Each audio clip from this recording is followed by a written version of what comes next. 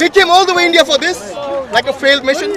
There is a reason. There's a reason why you only make noise online. When faced with a Muslim who knows his faith, you have nothing. You have nothing. You have nothing. You have nothing but embarrassment, like you are being embarrassed right now. You have nothing. എന്ത് ചെയ്യണം, എന്ത് ചെയ്യരുത്, നഗ്ന നേത്രങ്ങളാൽ എന്ത് കാണണം, എന്ത് കാണരുത്, കാതുകൾ കൊണ്ട് എന്ത് കേൾക്കണം, എന്ത് കേൾക്കരുത്, ശരീരത്തിൻ്റെ അവയവങ്ങൾ കൊണ്ട് എന്ത് ചെയ്യണം, എന്ത് ചെയ്യരുത് എന്ന് വാരിയല്ലുകളാൽ സംരക്ഷിതമായിട്ടുള്ള ഹൃദയം കൊണ്ട്, അല്ലെങ്കിൽ എന്ത് ചെയ്യണം, എന്ത് ചിന്തിക്കണം, എന്ത് ചിന്തിക്കരുത് എന്ന് പോലും കൃത്യതയോടുകൂടി നിർവചിക്കുകയും വ്യാഖ്യാനിക്കുകയും, ഞാൻ നേരത്തെ പറഞ്ഞതുപോലെ സാമ്പത്തിക സമത്വത്തിൻ്റെ, സാമൂഹിക നീതിയുടെ ആ ഒരു വലിയ ദർശനം ലോകത്തിന് പ്രദാനം ചെയ്യുന്ന പരിശുദ്ധമായ ജീവിതചര്യയാണ് ഇസ്ലാമിക ജീവിതചര്യയെങ്കിൽ, ദൈവത്തിന് വിധേയപ്പെട്ടും ദൈവത്തെ അനുസരിച്ചും ജീവിക്കുന്നതാണ് മുസ്ലിം എന്നുണ്ടെങ്കിൽ, നിർഭാഗ്യകരമെന്ന് പറയട്ടെ, ആധുനിക സമൂഹത്തിൽ അതിന് ദുർവ്യാഖ്യാനം ചെയ്ത്, വികലമായ വ്യാഖ്യാനം ചെയ്തുകൊണ്ട് പ്രതിലോമകരമായ പ്രചാര പ്രവർത്തനങ്ങളുമായി മുന്നോട്ട് പോകുമ്പോൾ അതിനെ അതിജീവിക്കാനും പ്രതിരോധിക്കാനും, വിശ്വാസം കൊണ്ട് പ്രതിരോധിക്കാൻ, ഞാൻ അടിവരയിട്ട് പറയുന്നു, വിശ്വാസം കൊണ്ട് പ്രതിരോധിക്കാൻ വിശ്വാസ സമൂഹത്തിന് കഴിയണം. അതാണ് ഈ കാലഘട്ടത്തിൽ നമ്മളിൽ നിക്ഷിപ്തമായിട്ടുള്ള ഏറ്റവും പ്രധാനപ്പെട്ട ചുമതല. ഒരു കുഞ്ഞ് ജനിച്ചാൽ ജനിക്കുന്നത് മുതൽ മരിക്കുന്നത് വരെയും മരണാനന്തര ജീവിതത്തെ സംബന്ധിച്ചും ഇസ്ലാം കൃത്യമായി പ്രതിപാദിക്കുന്നുണ്ട്. മാത്രവുമല്ല, 24 മണിക്കൂർ നീണ്ടു നിൽക്കുന്ന ഒരു ദിവസത്തെ, അല്ലെങ്കിൽ ഒരു ജീവിതത്തിൻ്റെ ഒരു ദിവസത്തെ ജീവിതത്തിൽ എന്ത് ചെയ്യാം, എന്ത് ചെയ്തുകൂടാ, കല്ലും നെല്ലും വേർതിരിച്ചറിയുന്നത് പോലെ ശരിയും തെറ്റും വിവേചിച്ചറിയാൻ, അതാണ് പ്രവാചകൻ തന്നെ സൂചിപ്പിച്ചിട്ടുള്ളത്. കാരണം ഏറ്റവും കൂടുതൽ ശരിതെറ്റുകളെ വിവേചിച്ചറിയാനുള്ള വിവേകാധിഷ്ഠിതമായിട്ടുള്ള വിജ്ഞാനം അതുണ്ടാക്കിയെടുക്കാൻ കഴിയണം. എങ്ങനെ? സത്യവിശ്വാസത്തിൻ്റെ പിൻബലത്തോടുകൂടി. ആ വിശ്വാസത്തിൻ്റെ പിൻബലമാണ്, അചഞ്ചലമായിട്ടുള്ള വിശ്വാസമാണ് ഈ വിശ്വാസ പ്രമാണത്തിൻ്റെ ഏറ്റവും വലിയ അടിത്തറ, അല്ലെങ്കിൽ അടിത്തൂൺ. ആ വിശ്വാസത്തെ പിൻപറ്റിക്കൊണ്ടാണ് 5 നേരവും മുറതെറ്റാതെ കൃത്യതയോടുകൂടി നിസ്കരിക്കാൻ, വർഷത്തിൽ 1 മാസക്കാലം വ്രതാനുഷ്ഠാനങ്ങൾ നിർവഹിക്കാൻ സാമ്പത്തികമായ ശേഷിയും കരുത്തും അനുവദിക്കുന്നു, ശാരീരികമായിട്ടുള്ള കരുത്തും അനുവദിക്കുന്നുണ്ടെങ്കിൽ ഹജ്ജ് കർമ്മം നിർവഹിക്കാൻ, നിങ്ങളുടെ വരുമാനത്തിൻ്റെ നിയതമായ ഒരംശം പാവപ്പെട്ടവനുമായി പങ്കുവെക്കാൻ ഉൾപ്പെടെയുള്ള നല്ല കാര്യങ്ങൾ ചെയ്യുന്നത് ഈ സത്യവിശ്വാസ പ്രവർത്തനത്തിൻ്റെ ഭാഗമായിട്ടുള്ളതാണ്. മറ്റൊന്ന്, ഞാൻ കൂടുതൽ വിശദാംശങ്ങളിലേക്ക് പോകുന്നില്ല, 14 നൂറ്റാണ്ടുകൾക്കപ്പുറത്ത് അപരിഷ്കൃതമായിരുന്ന ഒരു കാലഘട്ടം, ഈ നോട്ടീസിൽ സൂചിപ്പിച്ചിട്ടുള്ള അന്ധകാര യുഗമെന്ന് വിശേഷിക്കപ്പെടുന്ന ദ ഡാർക്ക് ഏജ് എന്ന് ചരിത്രകാരന്മാർ വിശേഷിപ്പിക്കുന്ന ആ കാലഘട്ടത്തിൽ ആ അന്ധവിശ്വാസത്തെ ഉന്മൂലനം ചെയ്ത്, ആ അന്ധവിശ്വാസം ഉണ്ടായിരുന്ന കറുത്ത യുഗത്തെ പ്രകാശപൂരിതമാക്കിയ പ്രവാചകന്റെ നേതൃത്വത്തിൽ നടന്ന പ്രവാചകത്വ പ്രവർത്തനം അന്ധവിശ്വാസങ്ങളെ ഉന്മൂലനം ചെയ്തു. പെൺകുഞ്ഞാണ് മരിക്കുന്നതെങ്കിൽ പച്ച ജീവനോടുകൂടി പെൺകുഞ്ഞിനെ ചുട്ടുപൊള്ളുന്ന മണലിൽ കുഴിച്ചു മൂടുന്ന പ്രാകൃതമായിട്ടുള്ള വ്യവസ്ഥ, മദ്യപാനവും ചൂതുകളിയും അതുപോലെ എല്ലാ തരത്തിലുള്ള ഈ അനപലഷണീയമായ പ്രവർത്തനങ്ങളും കൊടികുത്തി വാണ്ടിരുന്ന ഒരു കാലഘട്ടം, വ്യഭിചാരവും മദ്യപാനവും ചൂതുകളിയും ഉൾപ്പെടെ അന്ധവിശ്വാസങ്ങളും അനാചാരങ്ങളും കൊടികുത്തി വാണ്ടിരുന്ന ഒരു കാലഘട്ടത്തിലാണ് പ്രവാചകത്വ പ്രവർത്തനങ്ങൾക്ക് തുടക്കം കുറിക്കുന്നത്. നിശബ്ദമായ സാമൂഹ്യ വിപ്ലവത്തിലൂടെ അന്ധകാര നിബിഡമായിരുന്ന അറേബ്യൻ സമൂഹത്തെ ഒരു പരിഷ്കൃത സമൂഹമാക്കി പരിവർത്തനം ചെയ്തു എന്നുണ്ടെങ്കിൽ, അത് പിൽക്കാലത്തൊരു പരിഷ്കൃത സമൂഹത്തെ ലോകത്ത് വളർത്തിക്കൊണ്ടുവരുന്നതിൽ ഇസ്ലാമിക ദർശനം, ദീനുൽ ഇസ്ലാം വലിയ പങ്കുവഹിച്ചു എന്നുണ്ടെങ്കിൽ, ഇന്ന് ഈ നോട്ടീസിൻ്റെ മുഖപേജിൽ സൂചിപ്പിച്ചിട്ടുള്ളതുപോലെ നാം തിരിച്ചു പോകുന്നു, പ്രാകൃത യുഗത്തിലേക്ക് തിരിച്ചു പോകുന്നു എന്ന ആശങ്ക പണ്ഡിത ശ്രേഷ്ഠരായിട്ടുള്ള വ്യക്തികൾ പങ്കെടുക്കുന്ന ഈ സമ്മേളനത്തിൽ പങ്കുവെക്കാൻ ഞാൻ ആഗ്രഹിക്കുകയാണ്. ഈ തരത്തിലുള്ള അന്ധവിശ്വാസങ്ങളെ, അനാചാരങ്ങളെ, എല്ലാ തരത്തിലുള്ള തിന്മകളെയും ഉന്മൂലനം ചെയ്ത് ഒരു പരിഷ്കൃത സമൂഹമായി, റിഫൈൻഡ് സൊസൈറ്റിയായി മാനവ സമൂഹത്തെ പരിവർത്തനം ചെയ്തുവെങ്കിൽ, ഇന്ന് നാം വീണ്ടും ആ പ്രാകൃതമായിട്ടുള്ള വ്യവസ്ഥയിലേക്ക് പോകുന്നു. വൈവാഹിക ബന്ധത്തിന് വിലക്ക്, ലിവിങ് ടുഗദർ എന്ന് പറയുന്ന പുതിയ സംസ്കാരം. ആരുമായും ഒരു കരാറും വേണ്ടാതെ പുരുഷനും സ്ത്രീയും തമ്മിൽ ഒരുമിച്ച് ജീവിക്കും. വേണ്ട എന്ന് തീരുമാനിക്കുമ്പോൾ അവർ പിൻവാങ്ങും. കുഞ്ഞുങ്ങൾ വേണ്ട എന്ന് പരസ്യമായി പ്രഖ്യാപിക്കുന്ന ഒരു കാലഘട്ടം. അതുപോലെ മദ്യത്തിൻ്റെയും മയക്കുമരുന്നിൻ്റെയും ഉൾപ്പെടെയുള്ള വലിയ തോതിലുള്ള സ്വാധീനം. ഒരു പ്രാകൃതമായ സംസ്കൃതിയിലേക്ക് കാലം തിരിച്ചു പോകുമ്പോൾ ഈ സമ്മേളനത്തിൻ്റെ പ്രമേയമായി നിങ്ങൾ സൂചിപ്പിച്ചിട്ടുള്ളതുപോലെ അതിനുള്ള മറുപടിയാണ് വിശുദ്ധ ഖുർആൻ. ഖുർആനിലേക്ക് മടങ്ങുക എന്ന ഒരു സന്ദേശം വെച്ചുകൊണ്ടാണ് ഇന്നത്തെ ഈ സന്നദ്ധാന സമ്മേളനം നടക്കുന്നത്. ഖുർആനിലേക്ക് മടങ്ങുക എന്ന് പറഞ്ഞാൽ അർത്ഥം മൂല്യാധിഷ്ഠിതമായ ജീവിതം വീണ്ടെടുക്കുക. മൂല്യാധിഷ്ഠിതമായ ജീവിതം വീണ്ടെടുക്കാൻ കഴിയുന്നത് വിശ്വാസത്തിൻ്റെ പിൻബലത്തോടെ, അചഞ്ചലമായ ദൈവീക വിശ്വാസത്തോടെ, ഏകദൈവത്തിൽ അധിഷ്ഠിതമായ അചഞ്ചലമായ വിശ്വാസത്തിൻ്റെ പിൻബലത്തോടെ വിശുദ്ധ ഖുർആനിലേക്ക് മടങ്ങുക, മൂല്യാധിഷ്ഠിതമായ ജീവിതത്തിലേക്ക് നടക്കുക, സത്യസന്ധമായ ജീവിതം വീണ്ടെടുക്കുക, നീതിബോധമുള്ള ജീവിതം വീണ്ടെടുക്കുക, മാനവികതയുടെ മൂല്യങ്ങൾ വീണ്ടെടുക്കുക. അതാണ് ഈ കാലഘട്ടത്തിൽ നമ്മളിൽ അർപ്പിതമായിട്ടുള്ള ഏറ്റവും വലിയ ദൗത്യം, ചരിത്രപരമായിട്ടുള്ള ചുമതല. പ്രത്യേകിച്ചും ഇൻഫർമേഷൻ ടെക്നോളജിയും കമ്മ്യൂണിക്കേഷൻ ടെക്നോളജിയും ഇലക്ട്രോണിക്സും സ്പേസ് ടെക്നോളജിയും ഏറ്റവും ഒടുവിൽ ആർട്ടിഫിഷ്യൽ ഇൻ്റലിജൻസ് അഥവാ നിർമ്മിത ബുദ്ധി കൂടി സമൂഹത്തിൽ പ്രാവർത്തികമാകുന്നതോടുകൂടി നമ്മുടെ സാമൂഹ്യ ഘടന എങ്ങോട്ടാണ് സഞ്ചരിക്കുന്നത് എന്ന് നമുക്ക് പോലും നിശ്ചയിക്കാൻ കഴിയാത്ത അവസ്ഥയിലാണ്. മനുഷ്യൻ ചെയ്യുന്ന 85% കാര്യങ്ങളും നിഷ്പ്രയാസം AI-ക്ക് ചെയ്യാൻ കഴിയുന്ന നിലയിൽ സാങ്കേതിക ലോകം വികസിച്ചിരിക്കുന്നു. മെഷീൻ ലേണിങ്ങിലൂടെ, ആർട്ടിഫിഷ്യൽ ഇൻ്റലിജൻസിലൂടെ ഞാനും നിങ്ങളും ചെയ്യുന്ന കാര്യങ്ങൾ 85% ചെയ്യാൻ ഇന്ന് ആർട്ടിഫിഷ്യൽ ഇൻ്റലിജൻസിന് കഴിയും. ശാസ്ത്രകാരന്മാർ, സാങ്കേതിക വിദഗ്ധർ, യൂറോപ്യൻ ശാസ്ത്ര സാങ്കേതിക രംഗത്ത് പ്രവർത്തിക്കുന്നവർ പറയുന്നത് 10 വർഷത്തിനുള്ളിൽ, ഇപ്പോൾ ആർട്ടിഫിഷ്യൽ ഇൻ്റലിജൻസിന് വിവേകബുദ്ധിയോടുകൂടി പ്രവർത്തിക്കാൻ കഴിയില്ല. 10 വർഷത്തിനുള്ളിൽ നിങ്ങളുടെ കമാൻഡ് കൂടാതെ, ഇപ്പോൾ നമ്മൾ പറയുന്നതാണ് ആർട്ടിഫിഷ്യൽ ഇൻ്റലിജൻസ് ചെയ്യുന്നത്. ഇന്നത് ചെയ്യണമെന്നുള്ള കമാൻഡ് നിങ്ങൾ കൊടുക്കുമ്പോൾ, ആജ്ഞ കൊടുക്കുമ്പോൾ അതനുസരിക്കുന്നു.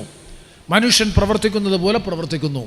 ആ കമാൻഡ് നമ്മൾ സോഫ്റ്റ്വെയറിൽ ഫീഡ് ചെയ്താൽ ഇനി അങ്ങോട്ട് കമാൻഡ് വേണ്ട. അവർ തന്നെ മനുഷ്യനെ പോലെ വൈകാരികമായി കാര്യങ്ങൾ വിവേചിച്ചറിഞ്ഞ് ചെയ്യാൻ കഴിയുന്ന നിലയിലേക്ക് ഈ പറയുന്ന ആർട്ടിഫിഷ്യൽ ഇൻ്റലിജൻസ് വികസിച്ചു കൊണ്ടിരിക്കുന്ന ഒരു കാലഘട്ടമാണ്. അവിടെയാണ് ഒരു വല്ലാത്ത പ്രാകൃതാവസ്ഥയിലേക്ക്, ഞാൻ നേരത്തെ മസ്തിഷ്കം വേണ്ട, ബൗദ്ധിക ശേഷി വേണ്ട, നമ്മൾ ചിന്തിക്കുന്നത് മുഴുവൻ ചിന്തിക്കാൻ, നമ്മൾ ചെയ്യുന്നത് മുഴുവൻ ചെയ്യാൻ കഴിഞ്ഞാൽ പിന്നെ നമ്മുടെ ജീവിതത്തിൻ്റെ പ്രസക്തി എന്ത് എന്ന പ്രധാനപ്പെട്ട ചോദ്യമുണ്ട്. ഇന്ന് യൂറോപ്പിൽ ഏറ്റവും കൂടുതൽ ചർച്ച ചെയ്യുന്നത് ഈ വിഷയമാണ്. അവിടുത്തെ പാർലമെൻറ്റ് ചർച്ച ചെയ്യുന്നു ഏത് എക്സ്റ്റെൻറ്റ് വരെ ആർട്ടിഫിഷ്യൽ ഇൻ്റലിജൻസിന് പോകാം. കാരണം അല്ലെങ്കിൽ ഈ സാമൂഹ്യ ഘടന തന്നെ ദുർബലപ്പെടുന്ന ഒരു സ്ഥിതി വരും. അത്തരമൊരു പശ്ചാത്തലത്തിൽ അതിനും മറുപടി പണ്ഡിതരായിട്ടുള്ള മഹത് വ്യക്തികൾ ഈ സമ്മേളനത്തിൽ സംസാരിക്കുമെന്നാണ് എൻ്റെ വിശ്വാസം. അതിനും മറുപടി വിശുദ്ധ ഖുർആനിലുണ്ട്. ഖുർആനിലേക്ക് മടങ്ങുക, കാലത്തിൻ്റെ സന്ദേശം ഏറ്റെടുക്കുക, മൂല്യാധിഷ്ഠിതമായ ജീവിതം വീണ്ടെടുക്കുക. അങ്ങനെ മാനവികതയുടെ മഹത് ദർശനം ലോകത്തിന് പ്രദാനം ചെയ്യുന്ന വിശുദ്ധ ഖുർആൻ, അത് ലോകത്ത് പ്രാവർത്തികമാക്കിയ അന്ത്യപ്രവാചകൻ്റെ ജീവിതചര്യ.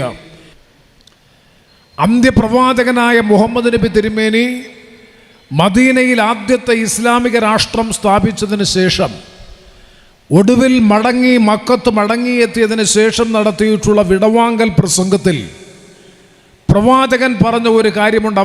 പ്രസംഗം അവസാനിപ്പിച്ചുകൊണ്ട് പ്രവാചകൻ പറഞ്ഞത്, ഞാൻ ഈ ഭൂമുഖത്ത്, ഈ പ്രപഞ്ചത്തിൽ, ഈ ഭൗതിക ലോകത്ത് 2 കാര്യങ്ങൾ ഞാൻ ഉപേക്ഷിച്ചു പോകുന്നു. ഒരുപക്ഷെ അടുത്ത വർഷം ഇതേ സമയം, ഇതേ രൂപത്തിൽ, ഇതേ സമയത്ത് നിങ്ങളെ അഭിസംബോധന ചെയ്യാൻ എനിക്ക് കഴിഞ്ഞു എന്ന് വരില്ല.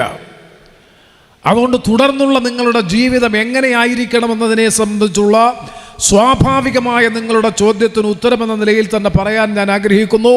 ഞാൻ ഈ ഭൂമുഖത്ത് 2 കാര്യങ്ങൾ ഉപേക്ഷിച്ചിട്ട് പോകുന്നു. അതിലൊന്ന് ഞാൻ നേരത്തെ പറഞ്ഞ 6666 ആയത്തുകൾ 114 അധ്യായങ്ങളിലായി ക്രോഡീകരിച്ചിട്ടുള്ള വിശുദ്ധമായ ഒരു ജീവിതചര്യയുടെ ആഖ്യാനം നടത്തുന്ന വിശുദ്ധ ഖുർആൻ. മറ്റൊന്ന് 23 വർഷക്കാലത്തെ പ്രവാചകത്വ പ്രവർത്തനത്തിലൂടെ പ്രവാചകനായ അല്ലെങ്കിൽ ഞാൻ നടത്തിയിട്ടുള്ള പ്രവാചക ജീവിതചര്യ. ഇത് രണ്ടും പിൻപറ്റി ജീവിക്കുന്നവനെ സംബന്ധിച്ചിടത്തോളം അവന് ജീവിതത്തിൽ ക്ലേശമോ പ്രയാസമോ ബുദ്ധിമുട്ടോ അനുഭവിക്കേണ്ടി വരില്ല. അവനാണ് യഥാർത്ഥ സൂക്ഷ്മമായ ജീവിതം നയിക്കുന്നവൻ. സൂക്ഷ്മമായ ജീവിതം നയിക്കുന്നവനാരോ അവനാണ് ദൈവത്തോട് പരമകാരുണികനായ സൃഷ്ടാവായ അല്ലാഹുവിനോട് ഏറ്റവും കൂടുതൽ അടുത്തവൻ. അവനാണ് ജീവിതത്തിൽ ശ്രേഷ്ഠതയുള്ളവൻ. അപ്പോൾ സൂക്ഷ്മവും ശ്രേഷ്ഠവുമായ ജീവിതം നയിക്കാൻ ഒരു മനുഷ്യനെ പ്രേരിപ്പിക്കുന്ന 2 പ്രധാനപ്പെട്ട ഘടകങ്ങളിൽ ഒന്ന് വിശുദ്ധ ഖുർആൻ അല്ലെങ്കിൽ ഖുർആനിക നിയമം. ആ നിയമത്തെ പിൻപറ്റി എങ്ങനെ ഒരു മുസ്ലിമായി സത്യവിശ്വാസിയായി സമൂഹത്തിൽ ജീവിക്കാമെന്ന് ലോകത്തെ 23 വർഷക്കാലത്തെ പ്രവാചകത്വ പ്രവർത്തനത്തിലൂടെ ലോകത്തിന് മാതൃകയായി മാറി പ്രായോഗിക ജീവിതത്തിലൂടെ ലോകത്തിന് കാണിച്ചു കൊടുത്ത പ്രവാചക ജീവിതചര്യ. ഇത് രണ്ടും പിൻപറ്റി ജീവിക്കാൻ ഒരു മനുഷ്യന് കഴിയുമെന്നുണ്ടെങ്കിൽ അവനാണ് ദൈവത്തിന് വിധേയപ്പെട്ട് ജീവിക്കുന്നവൻ, ദൈവത്തെ അനുസരിച്ച് ജീവിക്കുന്നവൻ, വിശുദ്ധ ഇസ്ലാമിനെ പിൻപറ്റി ജീവിക്കുന്നവൻ യഥാർത്ഥ സത്യവിശ്വാസി.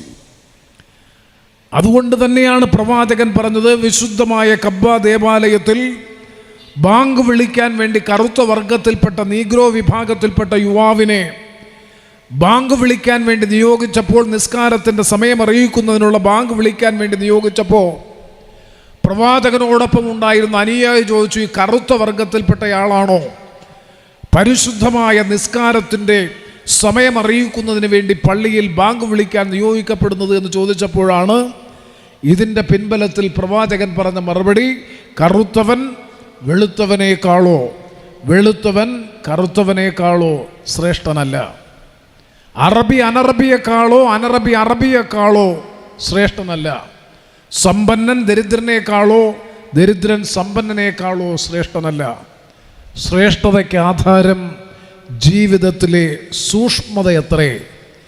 സൂക്ഷ്മതയുള്ള ജീവിതം നയിക്കുന്നവനാരോ അവനാണ് പരമകാരുണികനായ സ്രഷ്ടാവായ ദൈവത്തോട് ഏറ്റവും കൂടുതൽ അടുത്തവൻ. ആ സൂക്ഷ്മമായ ജീവിതം നയിക്കാൻ ഒരു മനുഷ്യന് പ്രേരണയും പ്രചോദനവും നൽകുന്ന ഗ്രന്ഥമാണ് വിശുദ്ധ ഖുർആൻ.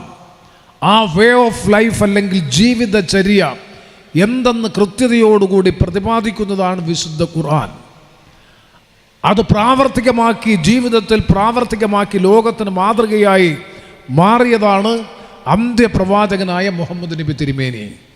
ഇതാണ് യഥാർത്ഥ വിശ്വാസമെങ്കിൽ, വിശ്വാസത്തെ പിൻപറ്റിയുള്ള ജീവിതമെന്നുണ്ടെങ്കിൽ ഇന്ന് ലോകത്ത് നടന്നുകൊണ്ടിരിക്കുന്ന സംഭവവികാസങ്ങൾ പരിശോധിച്ചാൽ ഈ വിശ്വാസത്തെയാണ് വികലമായി വ്യാഖ്യാനിച്ച് സമൂഹത്തിൽ തെറ്റിദ്ധാരണ ഉയർത്തി തീവ്രവാദത്തിൻ്റെയും ഭീകരവാദത്തിൻ്റെയും പരിവേഷം നൽകി പൊതുമണ്ഡലത്തിൽ അപകീർത്തിപ്പെടുത്തുന്നതിന് വേണ്ടിയിട്ടുള്ള ബോധപൂർവമായ പരിശ്രമങ്ങൾ നടത്തുന്നത്.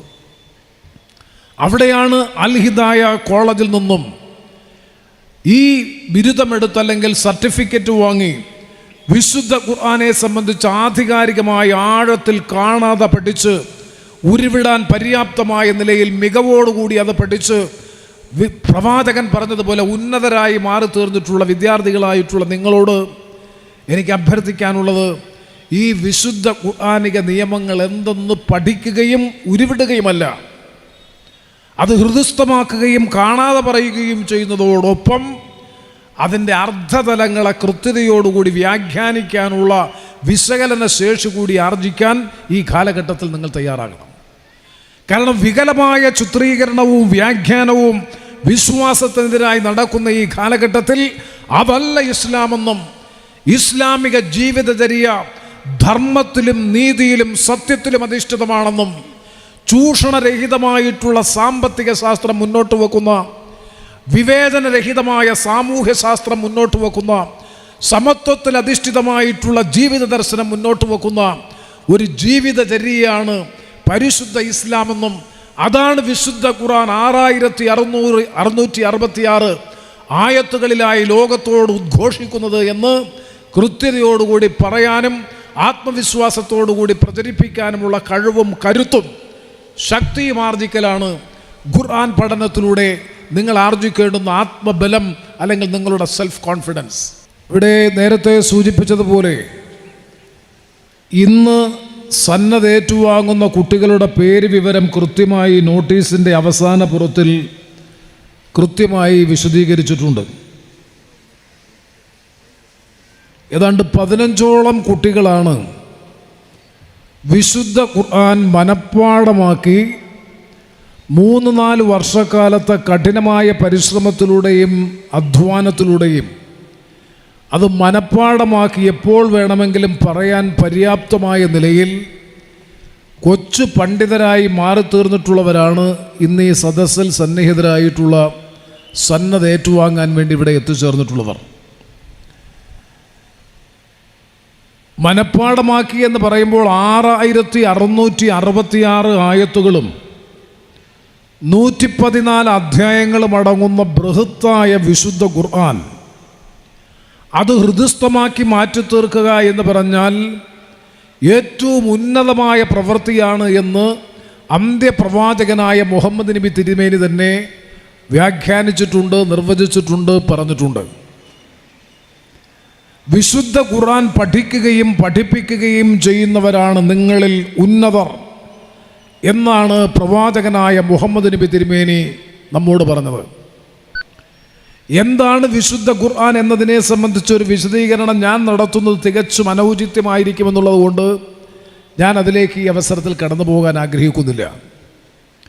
ഞാൻ മനസ്സിലാക്കിയിട്ടുള്ളതനുസരിച്ചാണെങ്കിൽ, പഠിച്ചിട്ടുള്ളതനുസരിച്ചാണെങ്കിൽ പരിശുദ്ധ ഇസ്ലാം എന്ന് പറയുന്നത് it is a way of life, ഒരു ജീവിതചര്യയാണ് പരിശുദ്ധ ഇസ്ലാം.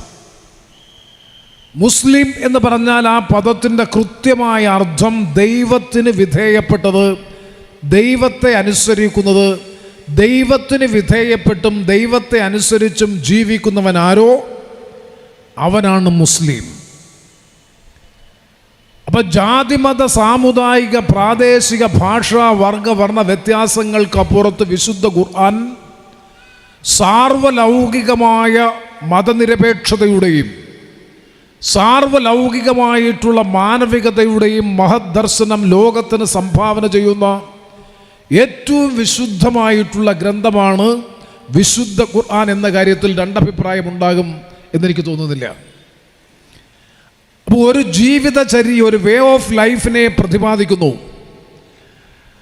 അപ്പം ദൈവിക ദർശനങ്ങളുടെ സംഗ്രഹമെന്ന് വിശേഷിപ്പിക്കാൻ കഴിയുന്നതാണ്, ദൈവിക പ്രബോധനങ്ങളുടെ സംഗ്രഹമെന്ന് വിശേഷിപ്പിക്കാൻ കഴിയുന്നതാണ് 6666 ആയത്തുകളിലായി 114 അധ്യായങ്ങളിലായി ക്രോഡീകരിച്ച് സമർപ്പിക്കപ്പെട്ടിട്ടുള്ള വിശുദ്ധ ഖുർആൻ എന്നുണ്ടെങ്കിൽ അത് 3-4 വർഷം കൊണ്ട് കഠിനമായ തപസ് ചെയ്യുന്നത് പോലെ പഠിച്ച് മനഃപ്പാഠമാക്കി എപ്പോൾ വേണമെങ്കിലും ഉരുവിടാനും വ്യാഖ്യാനിക്കാനും കഴിയുന്ന പ്രാപ്തിയോടുകൂടി ഇന്ന് ഈ കോളേജിൽ നിന്ന് പുറത്തിറങ്ങുന്ന വിദ്യാർത്ഥികളെ സംബന്ധിച്ചിടത്തോളം അവർ ആർജിച്ചിട്ടുള്ളത് അഭിമാനകരമായ നേട്ടമാണ് എന്ന കാര്യത്തിൽ ഒരു സംശയവും വേണ്ട.